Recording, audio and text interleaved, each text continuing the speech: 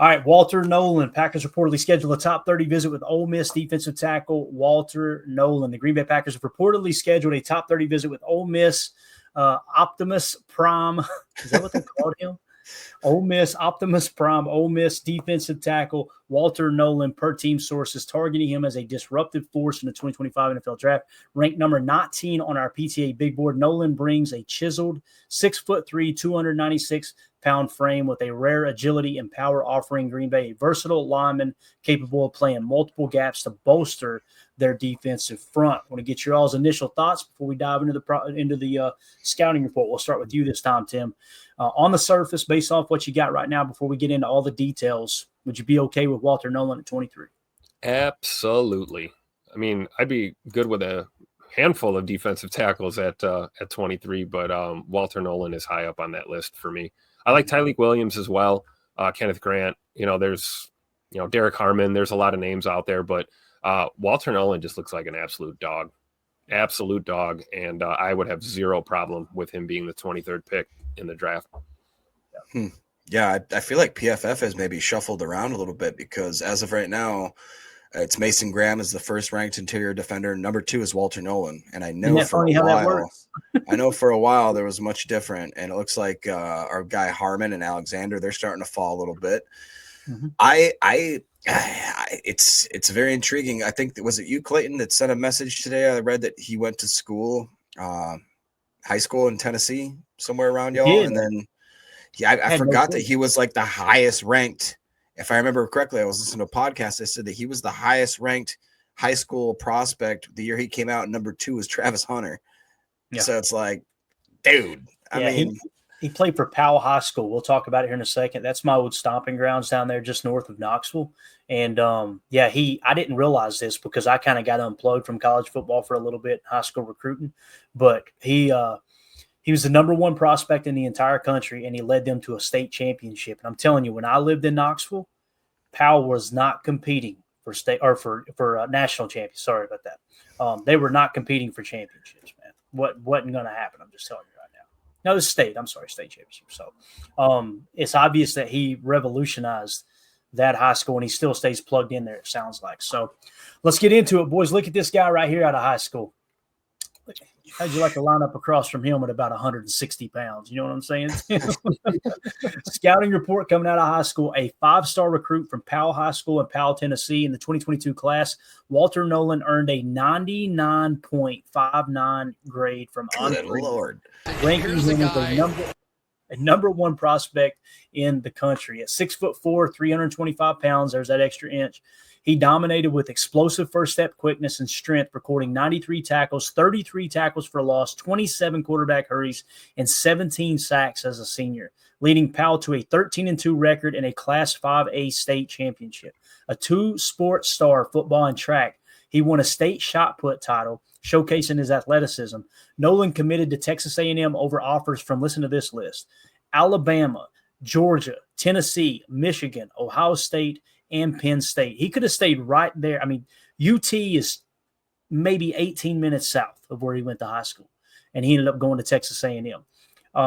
Says viewed as a generational talent with all-American potential. College statistics. Nolen's 3-year college career from 22 through 24 across Texas A&M and Ole Miss reflects consistent growth, culminating in a breakout 2024. In 2022 at Texas A&M, he played 10 games, recording 29 tackles, 1 sack, 1 forced fumble, and 1 fumble recovery. In 23, he played 12 games, posting 37 tackles, 4 sacks, and 1 pass breakup, earning second-team All-SEC honors. Transferring to Ole Miss in 24, he played 13 games, exploding for 48 tackles, 6.5 sacks, 2 fumble recoveries, and 2 pass breakups, earning first-team All-SEC and first-team All-American honors with an elite PFF grade of 88.9. So his career totals in college, 35 games, 114 tackles, 11.5 sacks, 1 forced fumble, 3 fumble recoveries, and 3 pass breakups. When you look at the PFF grades, 68.1, 72.5, and then boom, 88.9 elite grade. Last year's run defense grade, 91.6. Pass rush grade is 75.0. Detailed scouting report. A 1-year starter at Ole Miss, Nolen played 3 technique tackle, What are we always talking? Greg Cosell said this is the only true power 3 technique defensive tackle in this draft. Okay. And what we mean by power is, isn't it funny how people say, well, when you get to the league, you got to have pass rush moves because you can't just win with power in the league. That's true. But I'll tell you what else, when we like these finesse pass rushers and this and that, you can't give a player power. You can't. You've either got it or you don't. Like, you've got to work your ass off to develop a true power move if you don't already have one in the arsenal. And that's what Greg Cosell harped on with him. He said, when I turn on the tape, I see Jalen Carter. That's what he said. And I didn't just see it this year. I seen it last year. Chris Ann just said it, Jalen Carter Jr. That's Greg Cosell talking, not me. So 3 technique, defensive coordinators, Pete Golding's 4-2-5 base scheme. We run the majority of our scheme is a 4-2-5 defense. So he would be a 3 tech and a 4-2-5. Perfect fit. Occasionally lining up over or outside the tackle, a consensus top 5 recruit out of high school. He played 2 mediocre seasons at Texas A&M before transferring to Oxford, where he had his best season in 24, joining Patrick Willis as the only consensus All-Americans from the front 7 in school history. So him and Patrick Willis are the only 2 players at Ole Miss to accomplish that. His length and surge off the ball, Nolen creates immediate force and can be a play record with how quickly he penetrates gaps. The type of leverage that creates holding calls. He doesn't rely on just quickness to win, but there are inefficiencies in his attack, especially when he is late to read the play. Overall, Nolen has areas of his game that require maturing, but he flashes big-time disruption in his initial burst and fast physical hands to regularly affect the backfield action. He will be attractive for NFL teams looking for an active gap shooter and high-end upside. That's Dane Brugler saying that, not us, okay? Strengths, explosive first step with equally explosive hands, has initial movements to cross face, shoots gaps, and live in gaps, weaponizes length to stab and flashes a twitchy slap arm over move. That's that swat and swim, right, that we always talk about. Relies on get-off quickness as his source of power to create push at contact. Rangy athlete for his size with the secondary quickness to finish behind the line of scrimmage. Quick to find his balance to react to the ball carrier and get him on the ground. Strong tackler in close quarters, rarely miss tackles. Give me some of that. I mean, my goodness, right? That's the only thing Devontae Wyatt's game kind of struggled with at this point. So you couple those 2 together, that could be a strong future moving forward. Able to plant his post leg and hold his own against doubles. Plays hard and his effort doesn't see major dips snap to snap. Production improved each season. Finished top 3 among FBS interior defensive linemen in tackles for loss in 2024. Injury and character concerns we're going to get to here in just a second. I want to get your all's thoughts up to this point. Just a quick minute or 2 from each of you. We'll wrap this hour up and continue Walter Nolen on the second hour. Freaking monster. You are not double teaming Walter Nolen. I don't care who you think you are. It's not going to happen. It's one of the things I like the most about his tape is his ability to get off the block. He's just a beast in the trenches. And I think with the departure of TJ Slayton, this is a good step in the right direction if you're trying to fill that void on the D line. Yeah, Tim kind of stole my thunder because I was going to talk when they highlight the fact that he's able to plant his post leg and hold his own against doubles. That to me screams, okay, we got to find somebody that can help out with what Slayton used to do. And although, Slayton used to get a lot of flack for not being the best, either a 1 tech or a 3 tech, whatever he did, he still has a job that he was somewhat doing.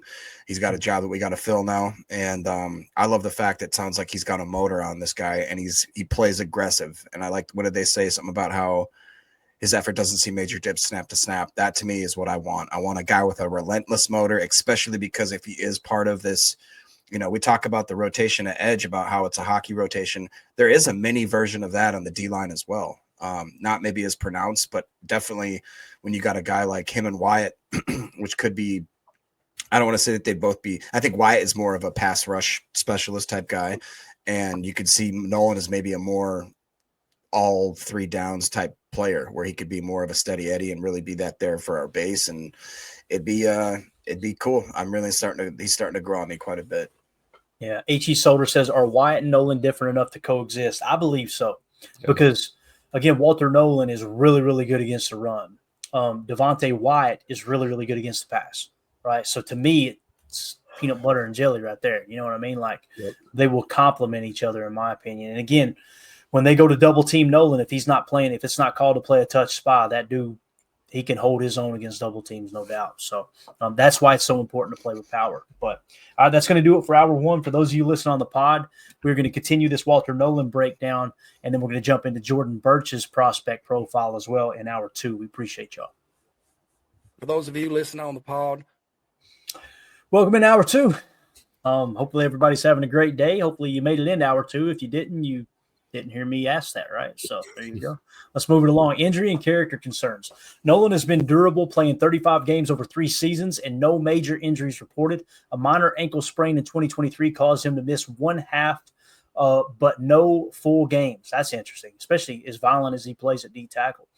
A minor ankle sprain in 2023 caused him to miss 1 half, but no full games. Off the field, Nolen is a high character leader, praised for mentoring younger teammates at Ole Miss and earning 2024 team captain honors. His community service, including youth camps, underscores his maturity. Coaches highlight his work ethic and adaptability with no off-the-field issues. So obviously an incomplete RAS card, 6'3", 296 with 32.5-inch arm length. Pretty solid there. The shuttle was a 4.76, which showed to be, measure out as poor, but we have nothing else on him. He's one of those dudes. You want to see how athletic he is, turn on the tape. That's all you got to do. So we'll take him out for barter burgers too. Get him up to weight. He can put some weight on. Exactly. Draft projection. Walter Nolen projects as a mid to late first round. Like I see people saying he'll be gone by 23, right? Here's the projection. A mid to late first round pick in the 2025 NFL draft, aligning with his number 19 ranking on our PTA big board. His elite athleticism, showcased by his on the field burst and power, makes him a perfect fit for Green Bay's need for a versatile, disruptive defensive tackle.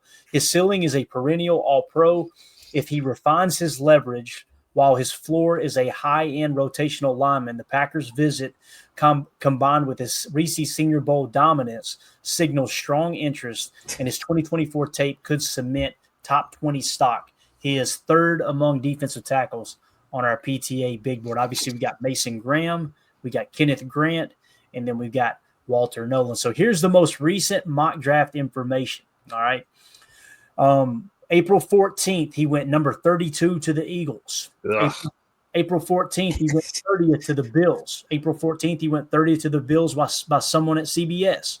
April 14th, 32nd to the Eagles. April 14th, 32nd to the Eagles by 2 different people from CBS. And April 14th, Fantasy Pros had him going number 20 to the Broncos, so that would suggest you'd have to hop up if you want to get him, right? And then USA Today, Nate Davis on April 14th had him going 29th to Washington. The 33rd team, Kyle Krabs, had him going 32 to the Eagles. Pro Football Focus, Jordan Plocher, April 14th, had him going number 30 to the Bills. And then Walter Football on April 14th had him going 17th to the Steelers. So you see the majority of these have him going after the Packers pick. But there are 2 in these most recent mock drafts that have him going before the Packers pick. So that's where he's currently sitting in terms of draft projection. Emilio joins us now. Better late than never. I know you've been out there on the grind, bro. We're just talking a little Walter Nolen, man. I don't know how much of that conversation you heard, but before we wrap up Walter Nolen talk, what do you think, man? Excited about him, right? Explosive. A nasty kind of player. He doesn't worry about what's going on down there. He just wants to get to the ball. He's like Danny Bateman. Just give me that ball, Danny. That's what I need out of somebody. I love to see that. I was just looking. PFF had him 8th, and right now, if you throw that in there into the board, he'd come in right there next to Shamar Stewart, pretty much. So he'd be closing in on 16th, I think. So interesting, very interesting.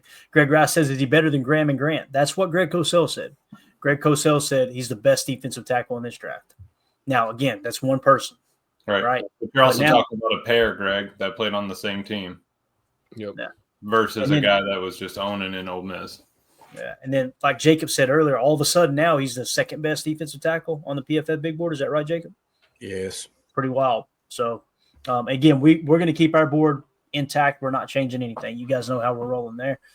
All right, here we go. H.E. Soder, what is Texas A&M doing that makes high RAS defensive linemen look so bad? Nolen left and Stewart did nothing in college. I really don't know how to answer that, Soder. I don't, man. I think there is a little common occurrence there. Texas A&M's a weird program though, because it was pretty much common knowledge before NIL hit. They were paying a ton of players to get that huge class in there.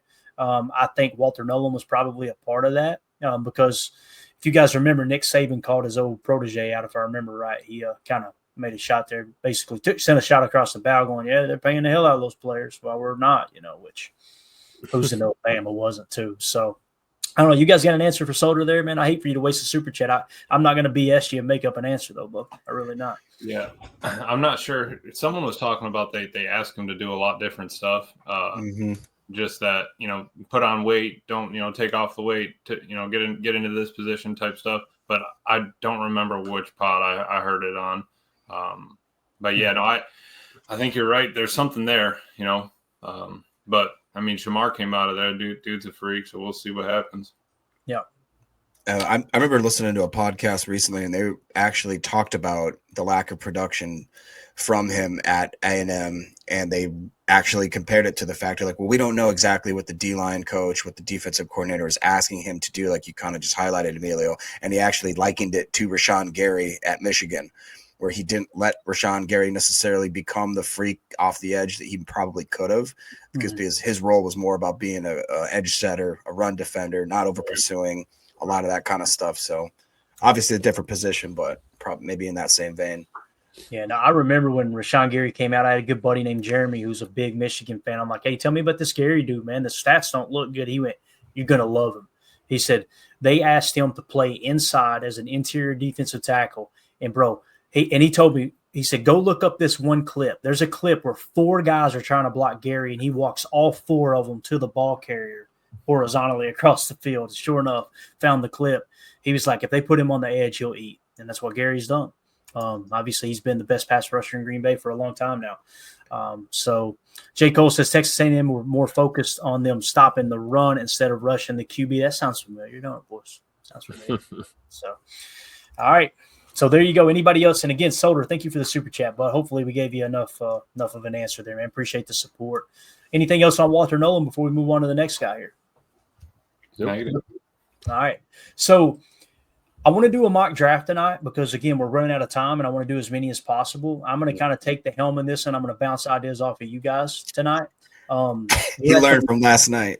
Dude, last night's draft was Get great. ready to go. What'd you say, Amelia? It was I great. said last night's draft was great. All day long, all I was doing was going, there's a notification. Oh, God. Just dinged all day long by comments. And has anybody checked on, what was his name? Timothy? Was it? Yeah.